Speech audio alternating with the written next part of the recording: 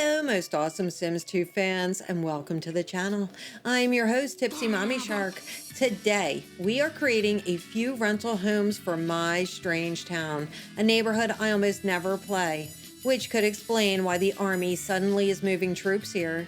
Stay tuned to the end to find out how you can get these builds for your game, assuming the aliens don't get you first. My lots are full of custom content and questionable life choices, so let's get started.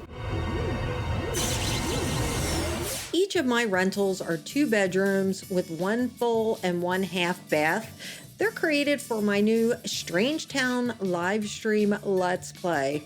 That is a mouthful. As we build today, I'm going to talk about the inspiration behind these rundown desert rentals and my vision for the next generation story, aka the gossip of the neighborhood. In my Strangetown story, years have passed and the original families have grown older. The town has slowly fallen apart, and now all their kids, grown up, are left trying to figure out how to survive in what is left of the town. Our rental homes are not glamorous. They're practical, worn down, and perfect for a place that once promised everyone prosperity and never gave it. I just finished struggling a little bit with the size of these buildings, the first building, and how I wanted it placed. They are to mirror the house next door, which is a single family home, and they all sit along the main road through town. In the game, you may know that the road is called the Road to Nowhere, which honestly fits in my story perfectly. In my version of Strangetown, the road was never supposed to end up that way. Years ago, the government came into the town and promised Strangetown prosperity. They built the lab, extended the military base, and told everybody there'd be jobs, money, and opportunities. The promises never materialized. Years later, we're seeing what's left behind. Our original families built their lives here thinking the town would grow, and the next generation has inherited a place that never became what it was supposed to be. We need these rentals because not only are my Sims supposed to be struggling in this version of Strangetown, but thanks to my very mod-heavy game, they are definitely going to struggle. So unless someone manages to land one of those rare government jobs, renting is probably a safer option. I had a lot of fun using those basic counters that I almost never touch, the ones where you can put the sink in and the plumbing hangs out from underneath. They worked really well for these rentals because they feel a little cheaper and more practical for a struggling town.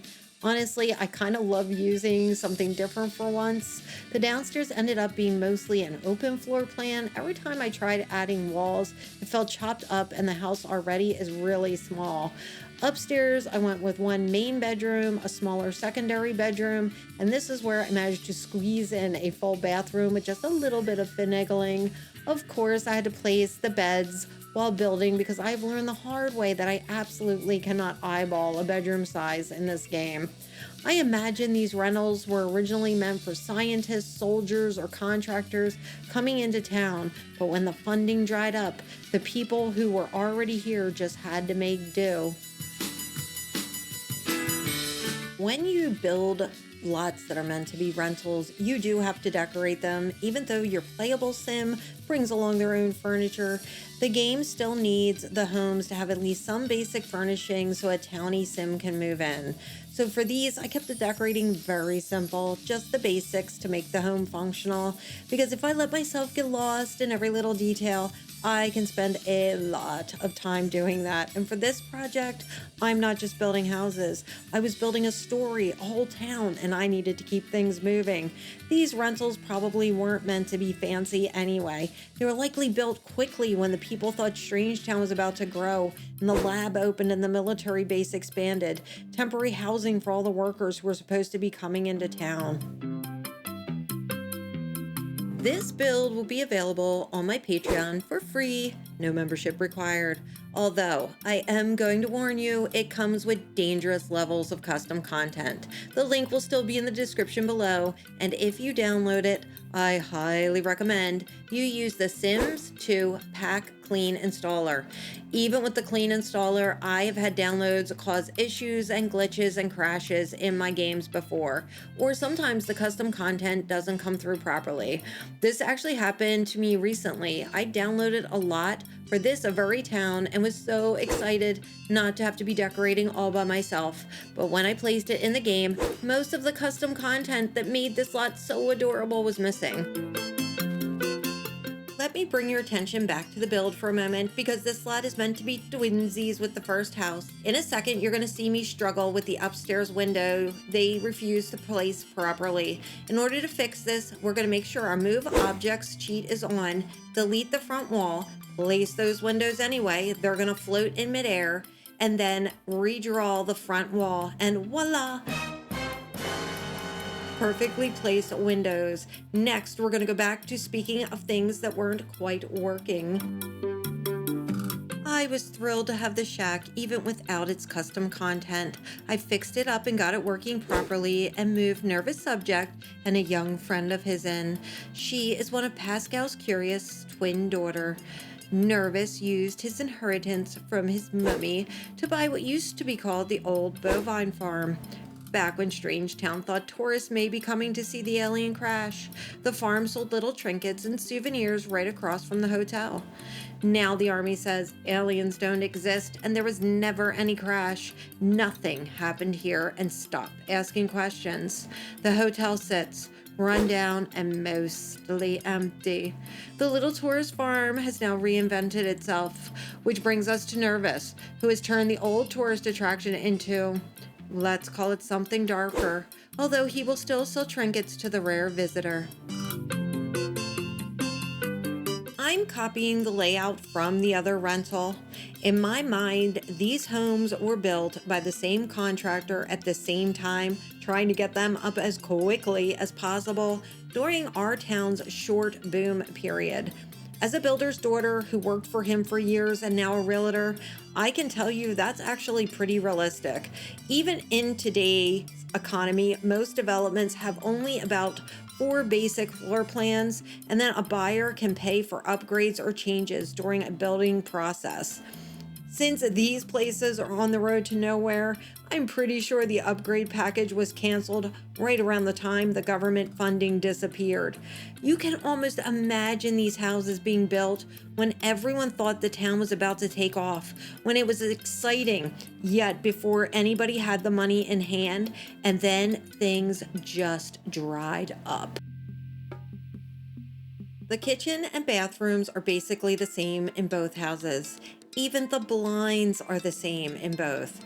This one, I wanted it to feel a little bit more rundown inside. Notice the ripped wallpaper, darker colors. Even when I get to decorating, it's a bit more sparse than the place next door. In my mind, there just aren't very many decent jobs left in Strangetown. I wanted the interiors to reflect that struggle a little bit. I actually like when houses in the same area have little differences like that. It's kind of like a twist on rags to riches, except here it's more like rags to rags. Honestly, it makes sense for this town. Other than the army and the scientists, which are both government jobs, the only real places to work around here would be our motel. We have a gas station, a bar, and the old bovine farm, which means if you're not wearing a lab coat or a military uniform, things might be tight. Which brings us to one of my favorite parts of the build, the landscaping. I started with long grass, although I did have to remove some after play testing because the landlord couldn't actually reach all the weeds. It looked great for the vibe I was going for, but it was driving him absolutely crazy. The overgrown grass, the old truck out front, boarded up windows, trash in the yard, all of this helps show how far this town has fallen, how little money's around, even for the city to clean things up. For me, it's really the exterior details when you start to feel the history of the town. When I was setting up the neighborhood, I actually reused some of these rental houses in a few places, but I changed the outside details a little each time, maybe removing some of the objects from the yard, adding different faded siding, or letting one house fall a little further in disrepair than the next. That way, the houses still feel connected, but each one tells a slightly different story about the Sims living there, who's still fighting to keep things together, and who may have already given up. Please take a moment to like and subscribe. Let me know in the comments if you'd like to hear more Strangetown stories as this neighborhood continues to unfold. Keep watching for some final shots of our road to nowhere rentals. They're perfect for a Sim who enjoys long grass, mysterious government history, and absolutely no alien activity whatsoever. Thank you for watching. Happy simming, and bye-bye. Quash. Quash. Yeah. Huh.